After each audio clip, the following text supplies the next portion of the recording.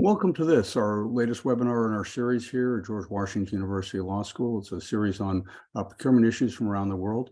Welcome to this session, which is going to be discussing the exchange of qualification information between nations, procurement without borders, exchanging contractor qualification information internationally. Again, thank you for joining us. The recordings and materials from this program will be available at publicprocurementinternational.com. They'll also be available on the website for the George Washington University Law School Government Procurement Law Program on YouTube. So if you just go to YouTube and you search for GW Law Government Procurement, you'll see it there. Today, you're very welcome to ask questions as we go. Please use the Q&A function. That's what we'll be using to respond to questions and answers. The panelists and the moderators will be responding to questions as well as we go. I should note that all speaker statements are in their personal capacity. Again, I'm Chris Eukins. I'm a professor at George Washington University Law School, and I want to extend a special greeting to our guests and co-moderators from the Bundesbeschaffung Austria. The BBG is a co-sponsor with us in launching this program. We really appreciate their help and cooperation in launching this. This program is done in conjunction with the Public Procurement Excellence Program, which is run by the BBG. It is a program for building capacity in officials from the centralized purchasing bodies from across Europe. Now, our focus today is on qualification information regarding contractors. Qualification information, contractor qualification information, if it's readily available to procuring entities, can reduce corruption risk and can reduce performance risk. So it's a very important source of good procurement practice. Globally, we're at the very first stages of sharing information, contractor qualification information, across borders, between governments, between procuring entities. And the purpose of today's program is to start to share some of the experiments, some of the innovation that's being done around the world with regards to sharing contractor qualification information. The moderators include Uwe Flach, who is from the BBG, and Donna Matea, who is also from BBG. They've been instrumental in building the PPE, the Public Procurement Excellence Program at the BBG. And if you're interested in learning more about that program, it's profiled in a January 2023 report from the Organization for Economic Cooperation and Development, the OECD. It's there on the left-hand side there on the slide. And page 68 is just a discussion of the PPE program. It's quite extraordinary. And there's a link to that on our program page, publicprocurementinternational.com, at publicprocurementinternational.com. There's also a link to the panel slides if you'd like to see those. Professor Gabriela Racco, who's a very dear colleague of mine, teaches at the University of Turin. She's co-moderator with us today. She and I both teach in the PPE program, and we found that a very interesting, important way to exchange best practices among officials from centralized purchasing agencies from across purchasing bodies from across Europe. Albert Sanchez-Grails joins us from the University of Bristol. He is the author of a blog called howtocrackanut.com, and he this morning published a very interesting piece on the use of centralized purchasing agencies to acquire cutting-edge software in the European Union. I highly recommend it to you. He's also participating in a program series, a webinar series with my colleague Jessica Tolman on tech fixes for procurement problems. That's available. The session that's already occurred is available on the YouTube page for GW Law's Government Procurement Law Program. We're also joined by Tunda Tatre, who is from Corvinus University in Hungary, in Budapest. She is doing a Fulbright in Florida. We've got a chance to see more of her and her family here in the United States. We're very, very glad that she could join us. And Tunda is a specialist on European procurement issues. We're just delighted that she could join us today. So I'm going to go through with you quickly what the panelists will be covering. Our first panelist is Gianluigi Albano, who's the head of division at Italy's centralized purchasing agency concept. He's going to be discussing practical hurdles grounded in organizational theory to exchanging contractor information between governments. As John Luigi will be explaining, there are predictable problems. There are predictable problems in asking agencies to exchange contractor qualification information, and he'll be talking about those. Lucian Cernat and Zornitsa Kudlina Dimitrova are senior economists at the European Commission. They focus on trade issues at the Commission. They're going to discuss efforts by the Commission to ease exchanges of contractor information to reduce barriers to trade and procurement and to improve trade analysis. One of the very interesting things about their presentation that I finally realized going through the materials that they have prepared, the Access to Procurement website that Lucian is going to be talking about specifically, is that nationality, the source, the home country of the vendor itself becomes an element of qualification. That's a very interesting part of the qualification puzzle. We're also joined by Misha Fishekas, who's an assistant professor at the Central European University in Vienna. He's a scientific director of a think tank, the Government Transparency Institute, and he's going to be discussing a very innovative tool that he and his colleagues developed called TenderX, which assembles contractor qualification information from multiple government sources around the world. It's really an extraordinary innovative tool pulling in contractor qualification information. And as you'll see from Misha's presentation, not only are they pulling in information from multiple governments, but they're curating that information. They're analyzing that information to create a workable tool for contracting officials to use in assessing what we would call in the United States contractor responsibility. Also joined by Lyndall Hatton, who is the Chief Executive Officer at the National Association of State Procurement Officials, or NASPO. He's going to discuss coordination among the U.S. states through the NASPO Value Point contracts. The NASPO Value Point contracts, or what in the European Union would be called framework agreements, internationally be called framework agreements, that are available for state and local governments all across the United States. They're really a multi-billion dollar initiative to make it possible for state and local governments to purchase from common framework agreements in what in the United States is called cooperative purchasing, and in the European Union is referred to as joint procurement. Catherine Frauscher of the Open Contracting Partnership is going to explain how procurement data can be made open using the data structure, the data standards that have been developed by the Open Contracting Partnership. This is really the next stage, the making it possible through common data standards for countries, for governments, for agencies to be able to exchange contractor qualification information, contracting information efficiently. And finally, Maria Swaby, who's the procurement ombudsman and former suspension and debarment official for the U.S. General Services Administration.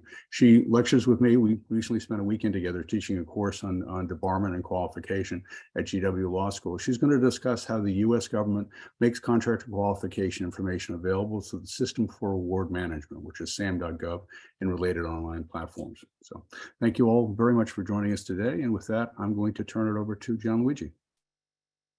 Okay, thank you, Chris. Well, thank you for getting me aboard this nice event. This is going to be a very short presentation about some practical issues, but I would say also some logical issues concerning qualification. So sharing information about qualification of vendors. So first slide, please. So I'm going to make actually two main points. One point is about what happens within the same country, and within the same country, ground for exclusion, and in general, when a contracting authority gathers information about particular firm that might lead these contracting authorities to debar or to exclude a firm from participating in a competitive tender, is in principle an extremely valuable piece of information for everybody else in the system, and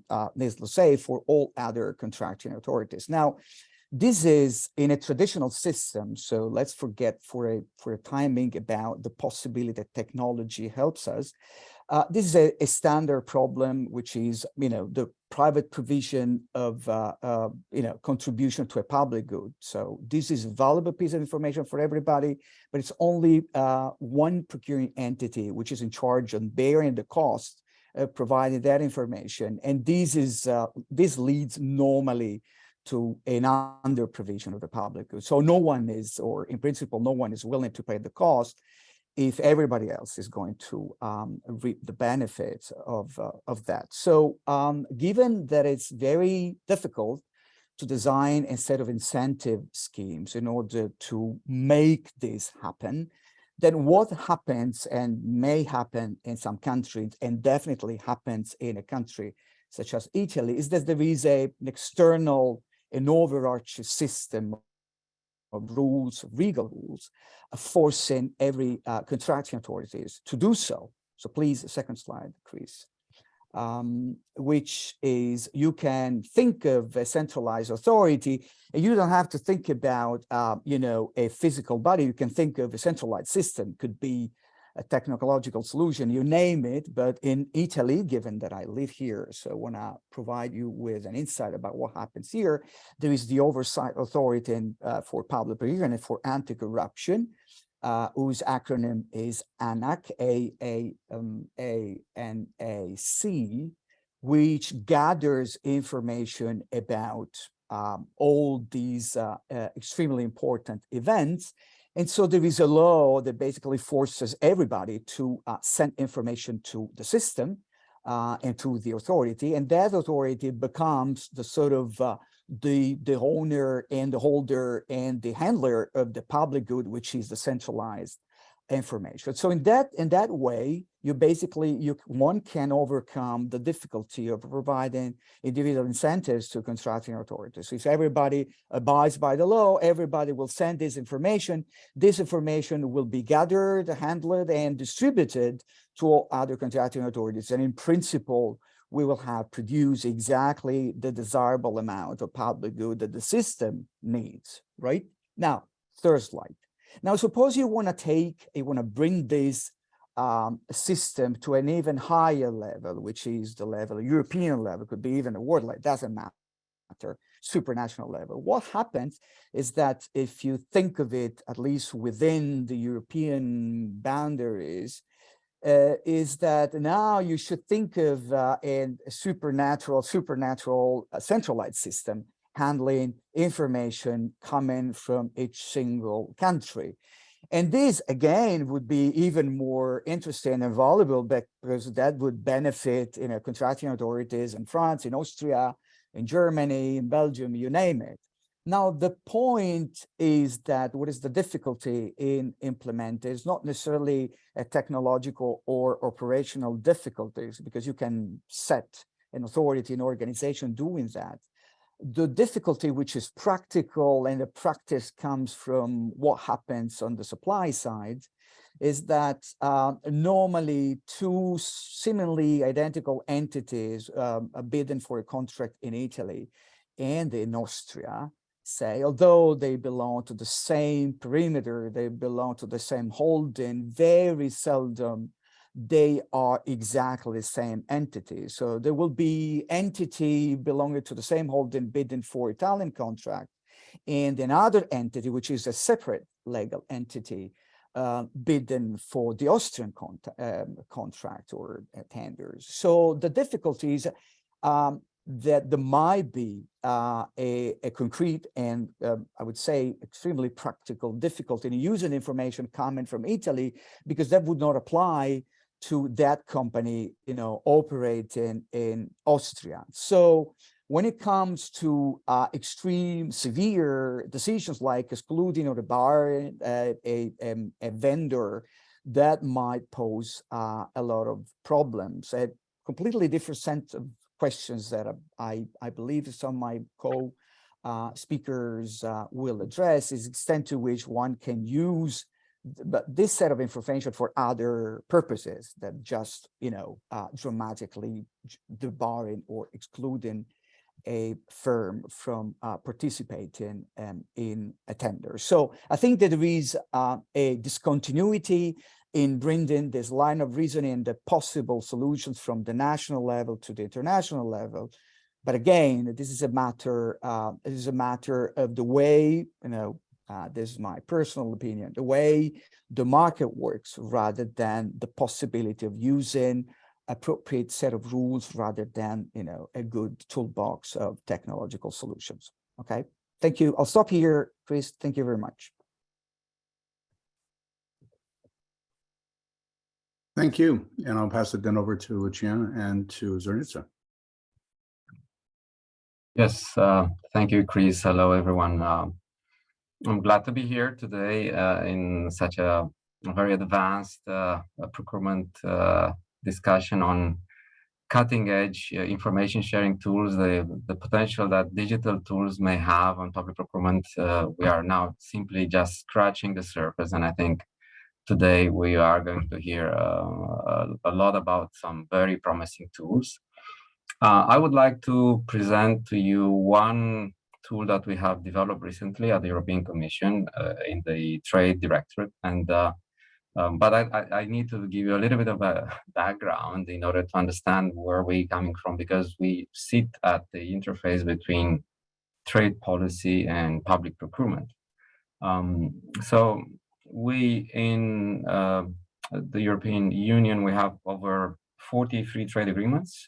We have been declared by the WTO as the world champion of free trade agreements. So there are a lot of international rules, legally binding commitments between us and several jurisdictions around the world, which offer international procurement opportunities for companies in the EU and vice versa for companies in countries like Canada, Japan, all the GPA, the Government Procurement Agreement members at the WTO. So there is a lot of opportunities for companies to engage in cross-border public procurement. However, these legal provisions can be quite daunting to understand and to apply correctly, even for experienced public contracting authorities, as we have discovered ourselves in the EU. Take, for instance, the EU-Canada FTA, also known as CETA. It has over 1,500 pages. More than 350,000 words, very complex legal provisions, many technical terms. The procurement chapter and the procurement rules account for roughly 10% of that text. Essentially, it's a book bigger than the Lord of the Rings trilogy. And sometimes the language is written in legalese. It's probably more complicated than Elvish.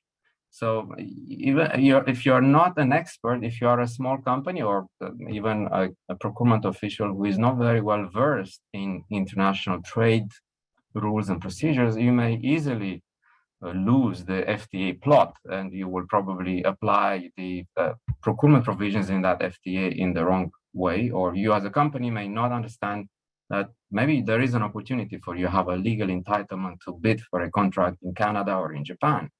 So there is this need for what I call the easification of the procurement chapters in our free trade agreements, especially for small and medium enterprises. It may come as a surprise to people, but small and medium enterprises are not incapable of winning contracts, including international contracts. So in the EU, we still need to move from one country to another, and SMEs are quite active, and the same applies also to cross-border procurement in an international context.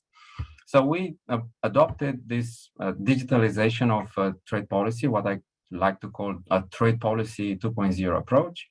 We borrow from the existing methodology. There is a very burgeoning, very promising, the so-called legal tech, a lot of artificial intelligence and algorithms that can be used to translate rules and law into code, into computer code. So with that logic in mind, we created the access to procurement. Maybe Chris wants to move to the next slide just to give people a sense of how it looks like. The idea is to make it extremely simple and to allow companies to decide for themselves in a very simple step-by-step approach if they qualify to bid for a contract, say in Canada. The tool initially was produced with the European companies in mind, but after discussing with stakeholders and after its successful launch, we have now thousands of companies consulting this tool, trying to understand where business opportunities lie abroad. We also realize that it's very useful for contracting authorities themselves. So Japanese contracting authorities, we realized that in a few occasions, they were not fully aware of the EU-Japan Free Trade Agreement, and they were hesitant on how exactly to treat some bidders from the EU. With this tool, as a contracting authority in a foreign country, you can decide for yourself whether you should accept a bid from a European company, whether they qualify or whether they have a legal right to bid for a contract under specific conditions. So the complexity of this procurement chapter, the thousands of pages I mentioned before, if you think of the parameters that are required for you to reach a decision, you have several elements. You have the contracting authority itself. Not all contracting authorities are covered by a free trade agreement. Some are, some aren't. So if you are a contracting authority that will be covered by these international legal obligations, then the next question is which particular product or service or works, construction, what exactly are we going to procure? And here again, we have thousands of CPV codes, thousands of combinations of goods and services that may or may not be covered by these legal obligations. Then you have the additional complexity of thresholds. So these trade agreements, they only liberalize and give you rights as a contractor or as a bidder for contracts above certain thresholds. And these thresholds vary on the basis of whether it's goods, services, or works. So with all this complexity and these parameters that you have to keep in mind, we calculated that for CETA to be fully covered by someone to have the full picture, you would end up with roughly 200 million potential combinations of contracting authority, subcentral, federal, or otherwise, goods and services, yes, no covered, and the thresholds. It's a very complex equation to solve. And that equation is solved very simply by this tool. If we were to go step by step, as I think we have a couple of more slides to show an example. So you would choose the entity, say first you choose a country, say Canada. You may type in the name or a kind of a keyword from the name of the entity. If you know it, you are, say you want to bid in a particular ministry or a federal agency, then the jurisdiction, you would choose perhaps a province if it's a federal state. You can choose a sector. As I said, you can say goods or electrical equipment, or you can say construction. And then you click on search and you would move to the next stage in the tool, where after putting in all these parameters, the tool will give you a straight answer, but not a legally binding answer. A straight answer in the sense that with these very specific parameters, there is no ambiguity as long as your answers were accurate, that you fall within or outside the scope of the free trade agreement. Therefore, you would be legally entitled to bid or not. So in this particular example that Chris, I see he has went through the tool, he picked some examples, and in this case, you see a green answer, meaning that a particular bidder would be entitled to submit an offer for that contract in Canada. The same valuable information can be used by the Canadian contracting authority, because now they would know that in case they receive, if the Board of Negotiation, the Environmental Protection Agency in Canada would receive an offer from a European company, they would have a legal obligation to accept that offer, of course, subject to all the other conditions in the tender. So we decided to start with this tool in order to move from complex legal language to simple step-by-step trade facilitation. We knew that companies struggled tremendously to use these provisions. We did a survey before doing the tool, and 40% of European companies said they had no idea how to implement this. So now we're very happy that most of the feedback is very positive. We receive ideas how to improve it. We might include a few other countries, including our most valued ally and our biggest trading partner, which I don't need to name, but it's clearly on the back of our minds. And I hope that will be added to the tool in order to facilitate transatlantic procurement. So I will stop here, Chris, and I'm happy to take questions later on. Thank you very much, Luciano. Just as in terms of your relations with the United States, what's interesting is the transaction costs for the purchasers on the U.S. side are too intense to keep track of what specific agencies, for instance, are covered. It's assumed, for example, that all executive agencies are covered because the transaction costs are too high. This tool allows the users across the board to have much more precision, a much clearer understanding of which agencies are covered. Srnica? Thanks a lot, Chris, and also thanks for the invitation. It's great to be part of this terrific panel.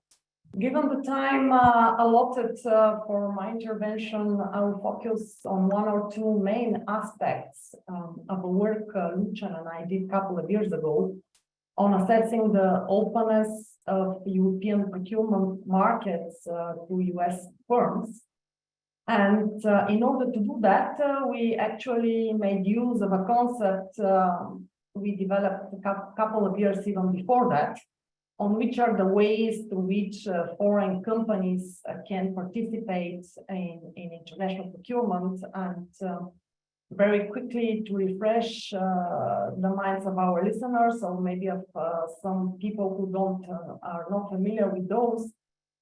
We believe there are three ways in which firms can participate in foreign bids. One would be through the direct cross-border procurement modality, which would mean the firm that is located in another country submits and wins a bid from abroad. Then there is a way to participate through foreign affiliates, where basically a firm that is a subsidiary of another firm submits a bid and wins it locally.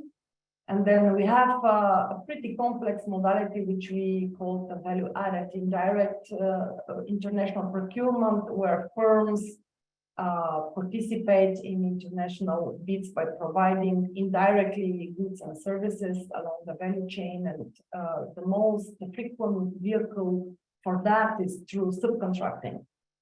And the figure you see below is just a snapshot of the amount of foreign contracts that the EU awards to US firms. And we can see that in 2017, now you have another figure here, but then you see that modality, we have the three different modalities, and out of these, two US firms were awarded 11 billion euros in contract, and we see that the most important vehicle is modality 2, followed by modality 3. And now here I would like to make the link with the topic of today's panel, which is really which is about the contractor qualification information. And Chris, you already stole my punchline, because you mentioned that you realized that indeed, and I believe it's true, one of the most important information on the supplier is really the nationality of the bidder. And it sounds very simple, but it's not, because for a firm to be able at all to bid in a foreign country, unless we are in Wonderland and there is a country that has no restriction whatsoever on government procurement for no firm, actually the nationality of the bidder determines or not this country has participated as a party in an international free trade agreement or the multilateral GPA. It actually what qualifies at all this firm to participate in a foreign tender. And given the reality we live in, that is totally influenced by mergers, participation of firms in consortia, but also the type of data we deal with, where most often the information we see on the vendor, on the supplier, is really the address of the supplier, which doesn't tell us anything, because it could be a foreign subsidiary, it could be a subcontractor that participates indirectly, and especially for the US in a market that it's very much affected by local provisions. I mean, this modality free procurement, it's extremely important to be able to assess if this supplier at all qualifies to participate in a bid. So to sum up, to obtain a sound information on the nationality of the bidder, if this firm, what is the nationality of this firm after all, it's key, and I would say the most important qualifying information we should gather. And for that, there are three very important points. The first one is to make sure we do have access to comparable contract award data, and here comparable contract award data means definitely e-procurement. So without e-procurement tools, we basically cannot process this data at all. The second point, having a harmonized, at best following the procurement lifecycle data would be a huge help in this respect, and Catherine from the Open Contracting Partnership will tell you much more about that, but I would like to mention that would be a key way to ensure that we deal with a comparable data across countries, across continents, and then we can make much better use of this information and assess the qualification of the supplier in a harmonized and consistent way. And last but not least, if we would manage to get a common and unique firm identifier in international procurement, would be immense valuable step in this respect, because obtaining this data is costly. We have to have access to data that matches the name of the firm through additional type of information to order to identify the final name of the firm, through matching algorithms, and to buy expensive data sets from expensive data providers. And all of this would be simplified tremendously if we would have a unique firm identifier that we could track across countries and across types of firms and across firms' entries and exits, etc. And I will stop here. Thanks. Thank you very much, Sorensa. Then I'll turn it over to Mishi.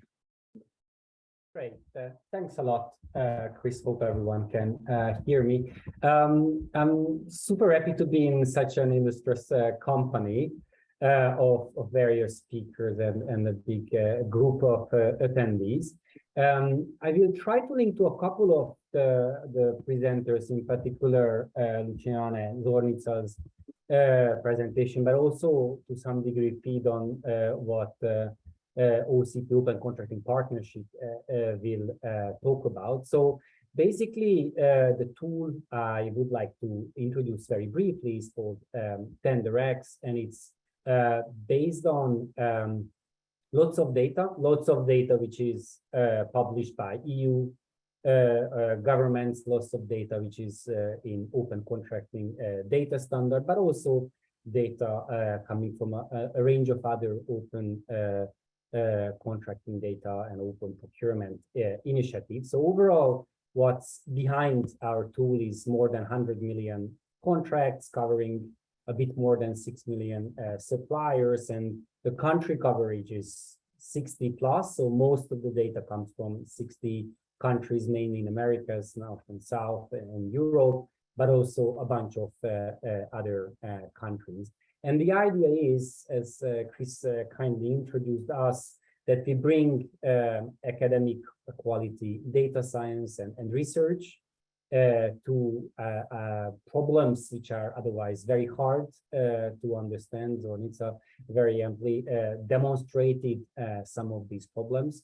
So we do collect this data, and we also curate it. Curating means not just to put it in a single standardized structure, but also improve data quality wherever possible. So we could say that some of the data we hold is actually better than what governments have in their own data set. So for example, we fill the blanks when companies' address is missing. We pass through company names, for example, Google Maps API. So we do know the addresses in a much more standardized and consistent ways than governments themselves. And all this is accessible through the TenderX portal. Now, if you go to the next slide, Chris, I would like to show you a few things, what lies behind. So on the one hand, these standardized reports by TenderX drawing on this data give you an insight on the various risk components, the risk profile of a supplier, if you like. So looking at things like single bidding, so one bid submitted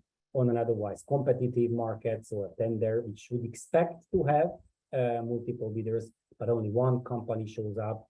Looking at procedure type risks, so direct awards versus open tendering procedures, so on and so forth. So the idea is that for each supplier, these sorts of risks are tracked based on the contracts the company wins.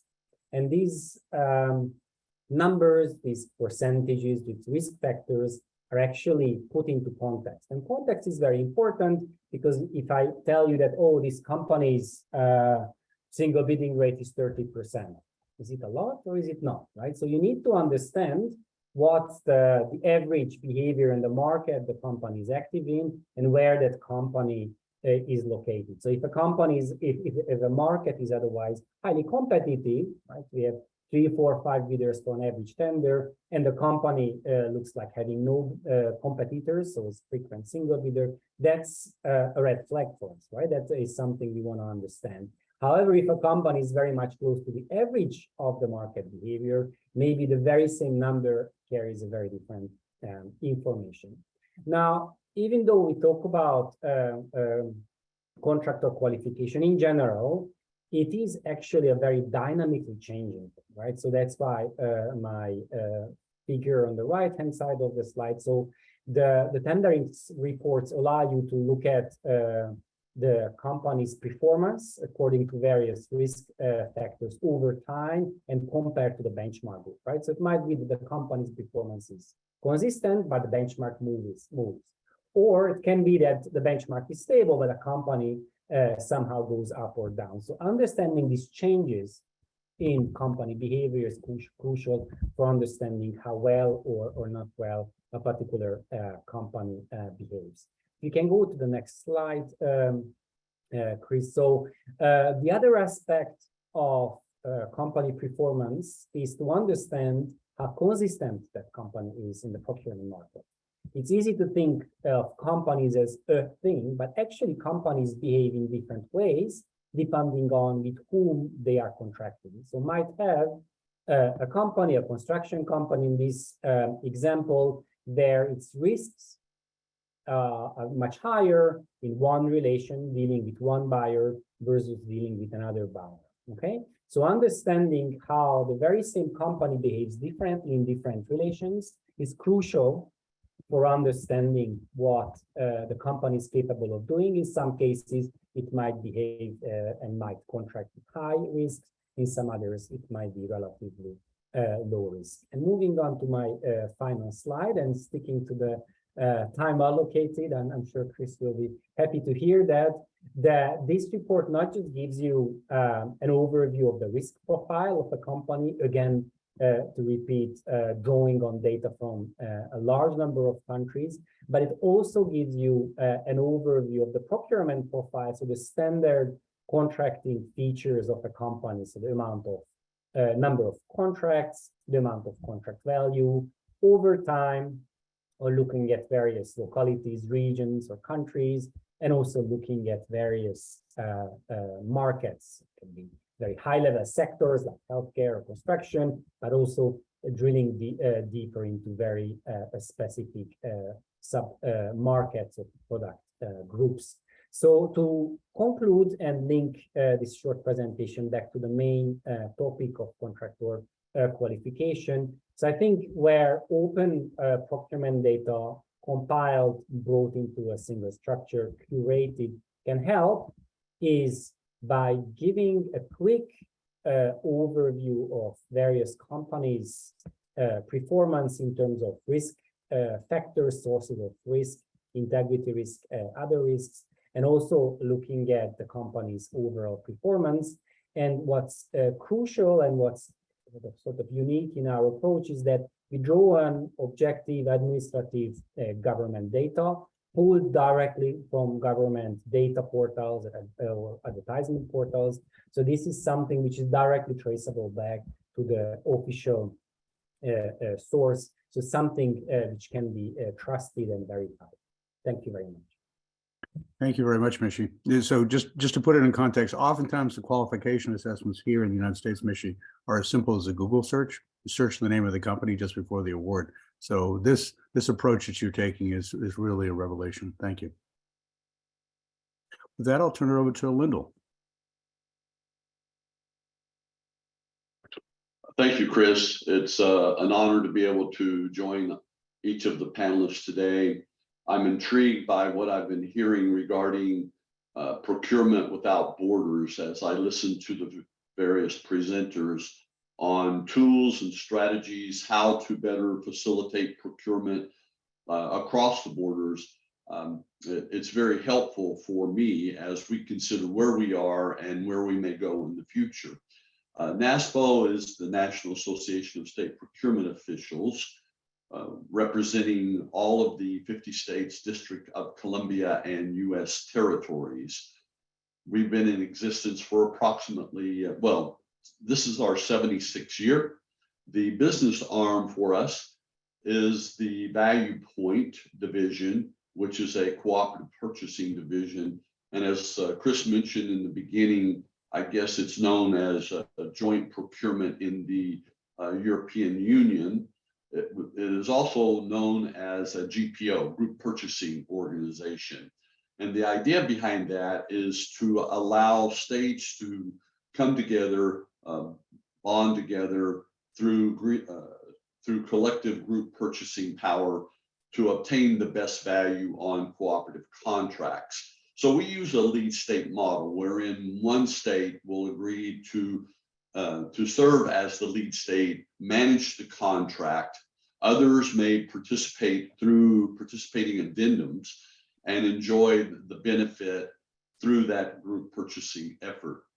Now, the idea behind the cooperative purchasing arm is so that we can better control transactional costs to offer benefit to states in terms of reducing the staff requirements, reducing some of the burden to them that they would have to do independently if they did not have the joint collective opportunity through group purchasing organizations like Value Point. We've been in existence for 31 years. Part of our best value includes not always perhaps the lowest price, but the best price as far as terms and conditions, warranties, things that would address delivery, restock types of things. So all of those things are important. The other thing that is important for our members as well, even though across the United States, we recognize the sovereignty of each state, knowing that there are certain procurement requirements and regulations specific to the states, we do have the ability to collectively come together and negotiate terms and conditions that can be beneficial to all of them. It requires that it's a competitive process, that it be transparent. Those are kind of the standards, if you will. But we encounter many of the same problems that you've been addressing here on this call today. How do we vet suppliers, ensure that we have qualified suppliers to fulfill the contracts once they are awarded? Diversity of suppliers. Those are critical issues. Data analytics, which Mitchie just addressed. We are encountering that on an ongoing basis. That's all part of this competitive, transparent process that we try to bring as value to our procurement officials within the states. And now, as we are exploring across the borders with these same suppliers, we're hearing that many of the same problems exist, not just in the United States, but across the borders. And the more that we can envelop practices and standards that are universal, I think it will ensure the success of procurement. So thank you for the opportunity to participate today. Thank you very much, Wendell. With that, I'll turn it over to Catherine. Great, thank you, everyone. I just wanted to say, I'm Austrian and I grew up in Italy and I now live in Washington, DC, and I work globally on procurement. So I feel like there could be no better place for me to be on a Friday morning than with all of you here, because it all seems to come together. So thank you for having me. I wanted to echo a few of the points that already have been made, and then maybe just bring some additional considerations to the conversation. As I'm with the Open Contracting Partnership, and we are the stewards of the Open Contracting Data Standard, I just wanted to give some more information about the OCDS, and then talk about the benefits that it has for cross-border trade, and then lift up some additional points. Chris, maybe actually go first to the next slide for a second, and then I come back to the map. Thank you so much. So the OCDS has been mentioned, but it's a globally recognized open source procurement standard. At the heart is the idea that you should be able to follow information all the way from planning that you see on the slide through implementation with unique IDs. And we have heard the importance of these unique IDs and records for making cross-border information sharing and decision-making easier. So the standard provides guidance on what to publish and how to publish it.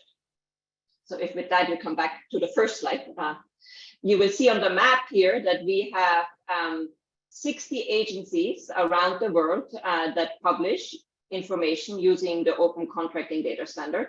Many of these agencies, organizations are national procurement agencies or national agencies, so that you get access to a wide volume and set of procurement data.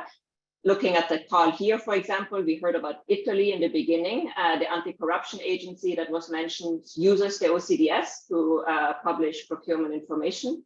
Unfortunately, not yet Austria. In the US, we have SAM.gov, and Maria will speak about that in a moment. They recently introduced a unique entity identifier, which is a big improvement.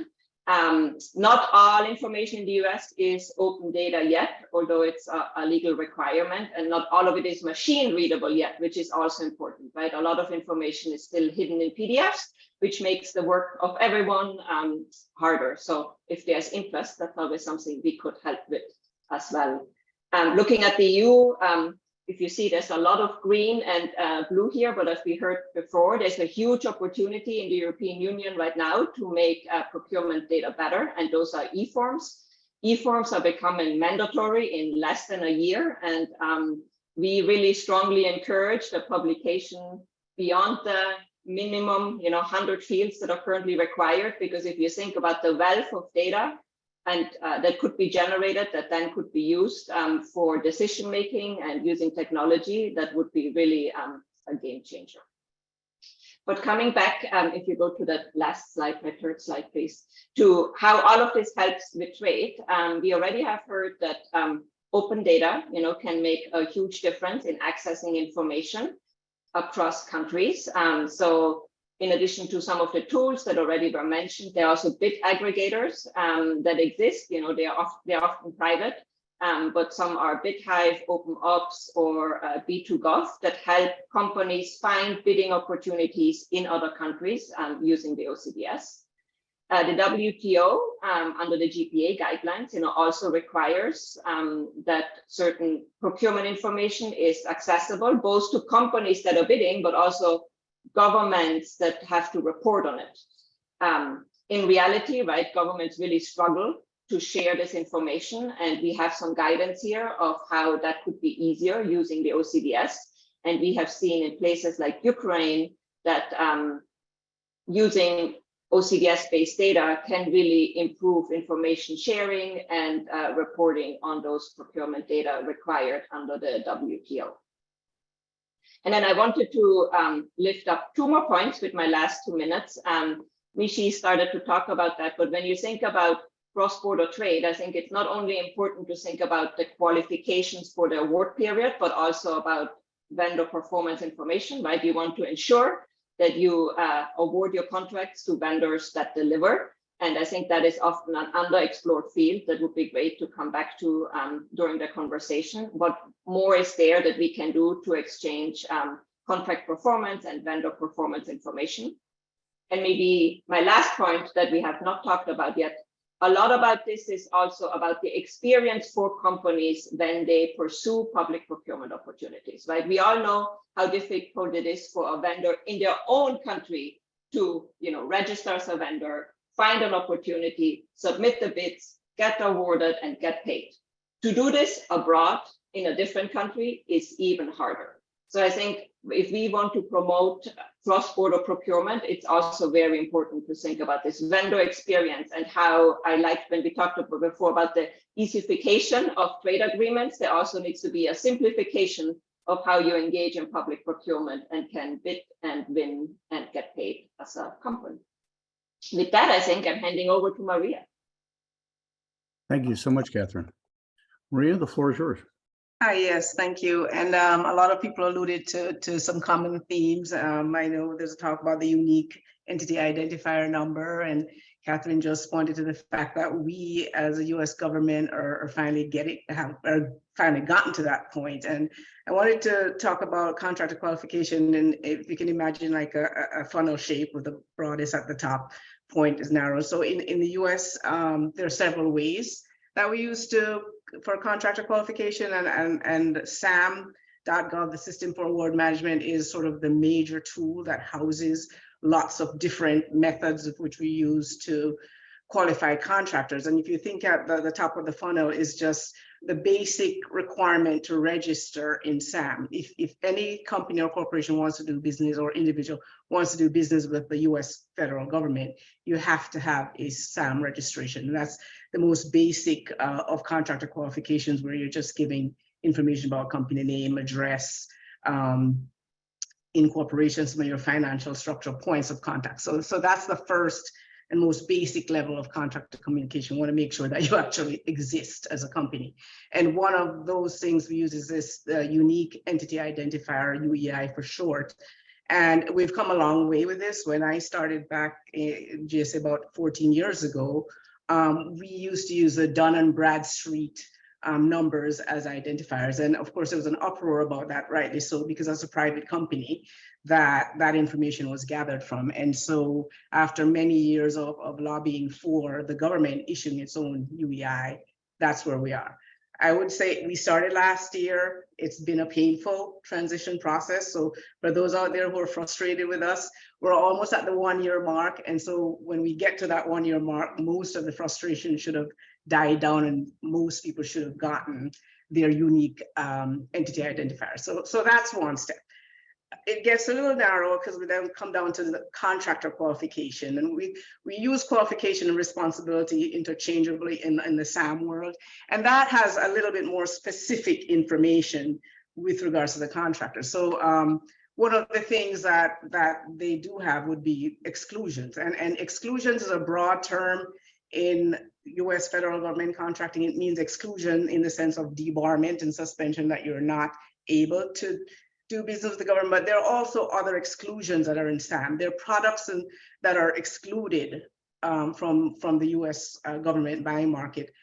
Just a few years ago, we had big exclusions on certain telecommunications equipment by certain Chinese-made companies. So example like Huawei with their phones and their components, we cannot buy that. So exclusions in SAM, very broad. And so that gets down to a little bit narrow, and then we come back down to even more narrow specification on contractor qualification of the contractor.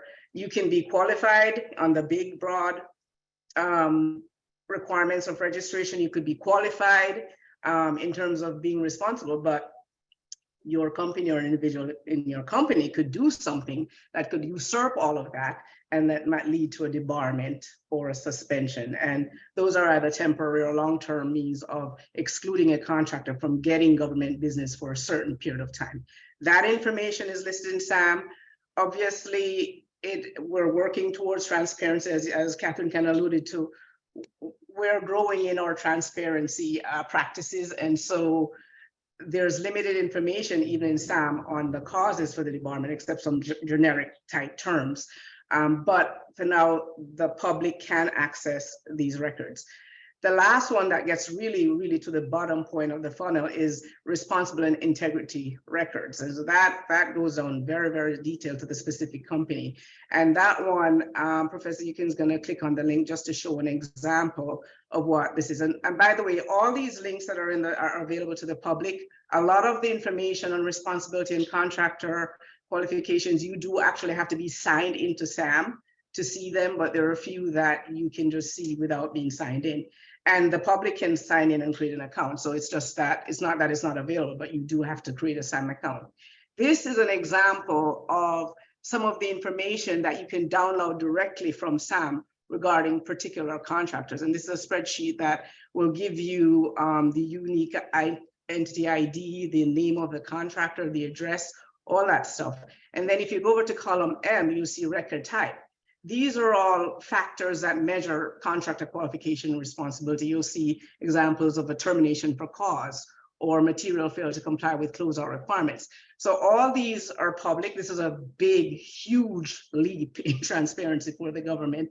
And so it's just one of the tools now that's available that we use. We're obviously continuing to progress and be more transparent, but for now, based on where we were 4 years ago, I think we made like giant leaps forward. Thank you very much, Maria.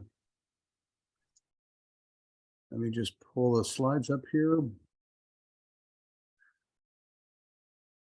Okay, this is our discussion questions. We're going to have to finish up by, I think it's okay if we go to a quarter past because we have a lot of interesting questions.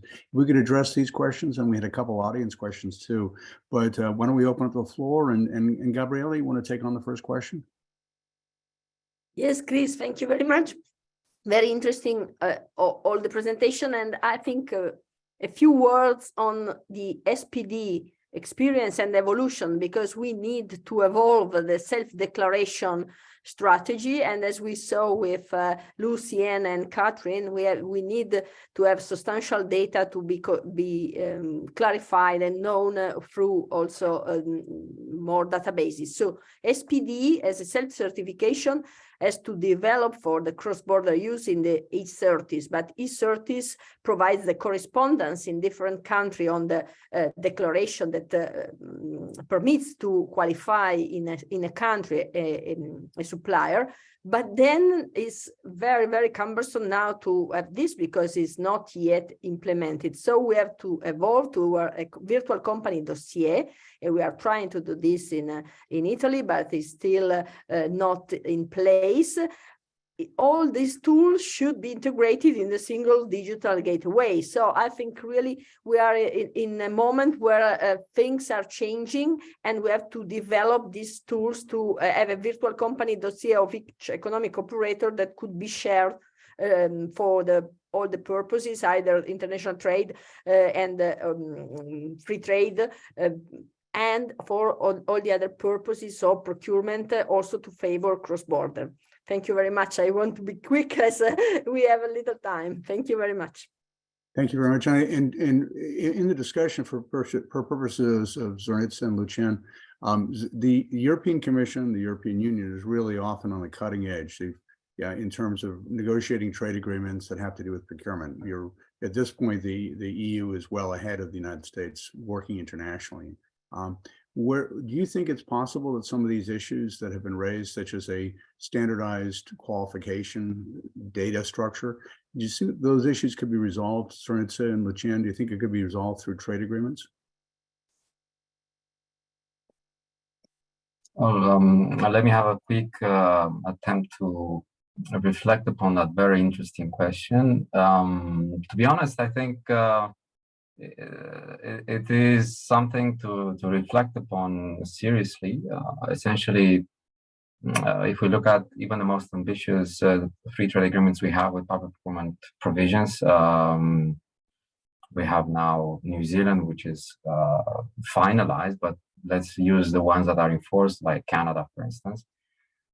We haven't reached that level of regulatory cooperation between entities to even consider such provisions. Now, is it a pie in the sky? I don't know. I think someone has to maybe show the benefits, start with perhaps a pilot project, and then gradually, especially when you know that you have a long-standing partner with a legally binding agreement, a trade agreement, which may be updated over time, you may add these additional features in the trade agreement through an evolutionary clause in the treaty. So I don't think it's impossible, but I think it's been considered so far as maybe too good to be true. But I take very good notice of your suggestion today, and I guarantee it's on my to-do list now. Thank you, Lucien. Chris, if I I may hope add. so. Sorry? Chris, do you hear me? We do, yes. Yeah, if I may complement what Lucien said, I also think that's a great idea. right? I mean, what you're talking about, but if we look back and look at the GPA that had actually a binding provision on exchanging information, statistical data on government procurement, then those provisions were a little bit relaxed in the last modification of the GPA. And then if we track how countries and parties complied with this information, I mean, we can see that there was not enough impetus at that time at the level of the parties to actually take those commitments seriously and to provide that information. So I think we should learn from the past, and maybe there is a way to kind of show really the benefits, because I think that is what is probably one of the most important points, that parties did not understand that this is beneficial for both sides. So not only for the party providing the information, but also for that party as well, because then you have much more information about what is going on in your own procurement markets.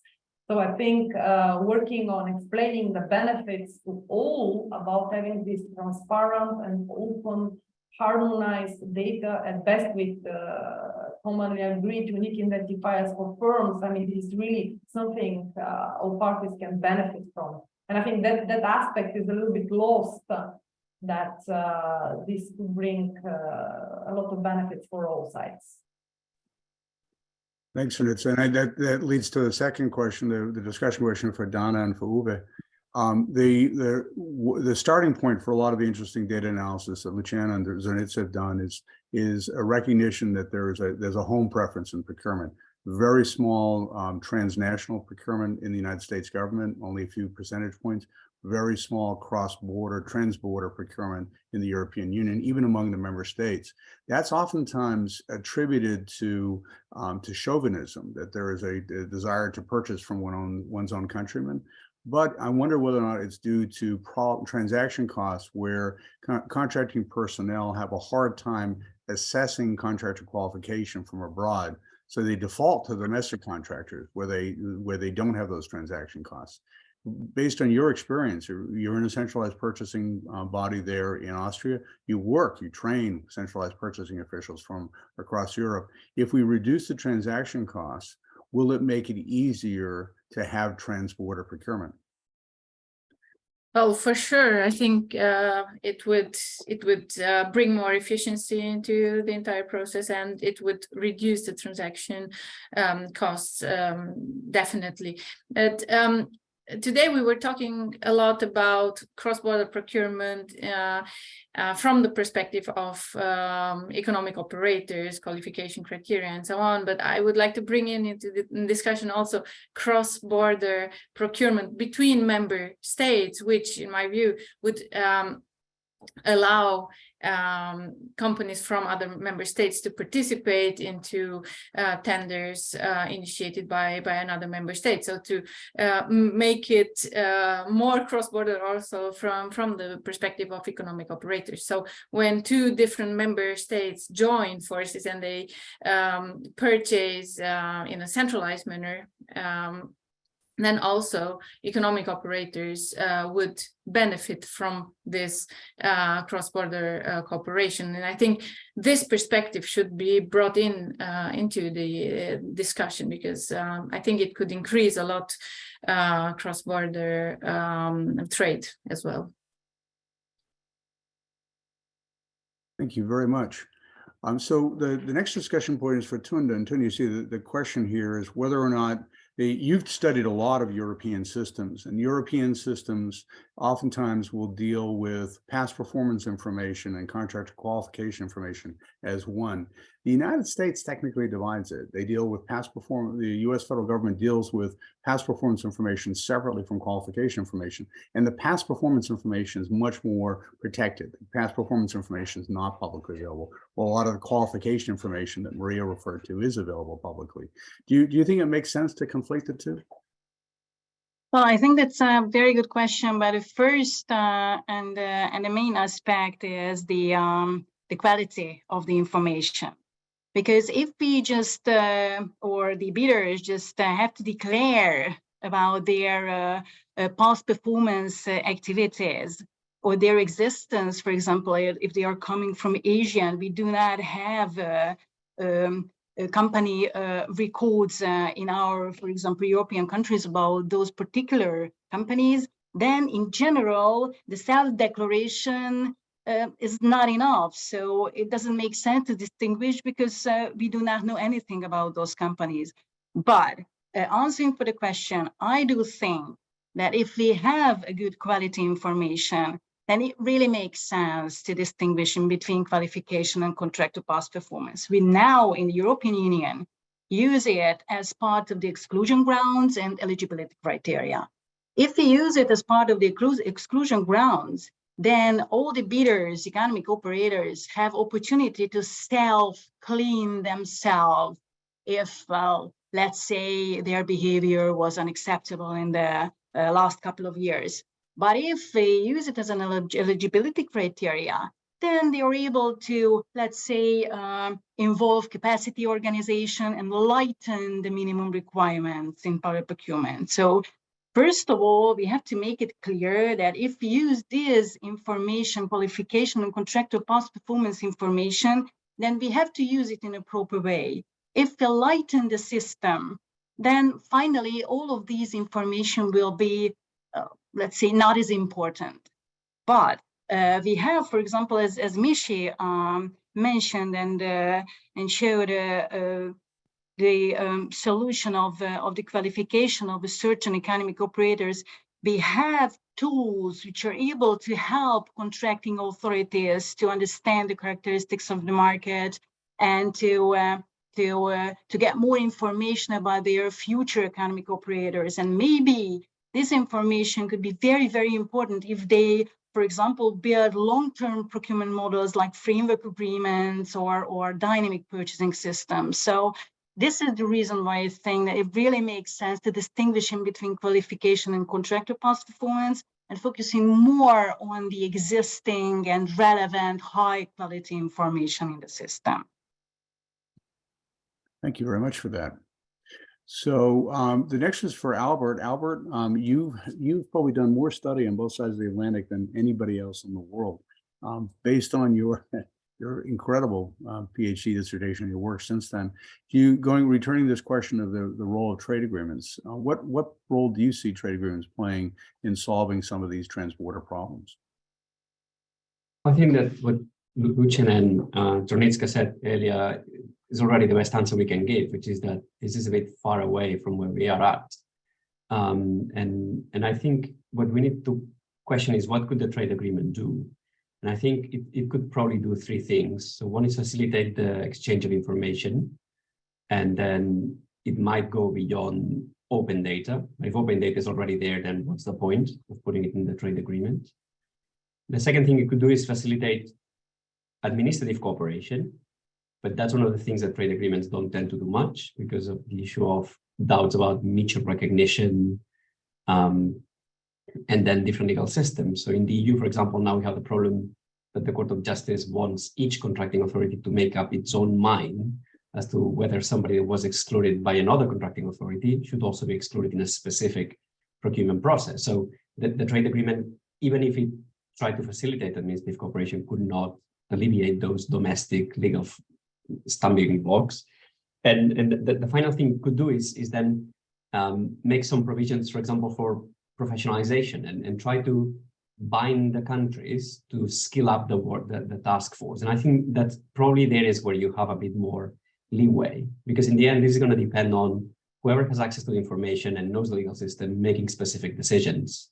And maybe that's where the trade agreements could do more in trying to bind the countries to specific commitments in investment in professionalization, exchange of views and things like this, which are not done so far in trade agreements. But I'm a bit reluctant to push for trade agreements to do all these things because they already do loads of other things.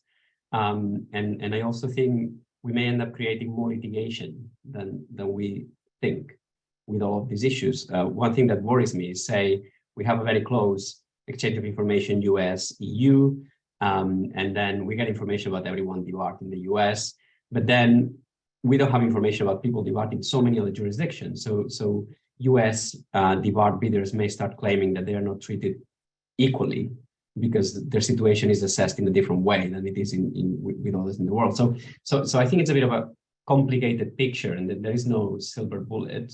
I guess all we can do is just, as was suggested, try to keep evidencing why having more information and being more at once in exclusion and debarment has benefits, and then just convince the contracting authorities to do something like that. Another thing that could be done, I think was suggested in the Q&A, is to just go sectoral. So for example, defense, where probably we have much more concentrated industries, everybody knows much more who are the players. We could have a broader, closer collaboration that could be enacted in the trade agreements than just talking about things generally. But yeah, just a bit skeptical, but most of the points that were made were good points. Thank you very much, Albert. We have Paolo Magina with us. This is an experiment. I've allowed him to talk if he can hear us. Paolo, are you with us?